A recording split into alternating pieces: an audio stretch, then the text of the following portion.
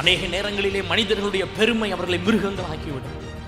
துரத்தப்படுவார்கள், வீட்டை விட்டு துரத்தப்படுவார்கள், வீட்டின் குடும்பத்தை விட்டு துரத்தப்படுவார்கள், இருக்கக்கூடிய தேவ பிரசனத்திலிருந்து துரத்தப்படுவார்கள். காரணம் பெருமை.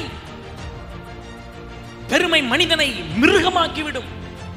நேபுகாத்நேச்சாருக்குள்ள வந்து பெருமை, இது நான் கட்டின மகாபாபிலோன் அல்லவா, this is the great nation that I have built, இது நான் கட்டின என் குடும்பம், நான் வளர்த்த என் பிள்ளைகள் அல்லவான்னு சொல்ற நேரம் மனுஷன் மிருகமாய் மாறுகிறார்.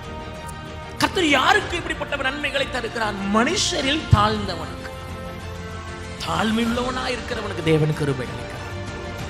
தாழ்ந்தவனை கர்த்தர் உயர்த்துகிறார். தேவ பிள்ளைக்கு தாழ்மை எவ்வளவு முக்கியம். ஆசீர்வாதத்தை எப்படி பெற்றுக்கொள்ள முடியும்? தாழ்மையின் மூலமாய் பெற்றுக்கொள்ள முடியும்.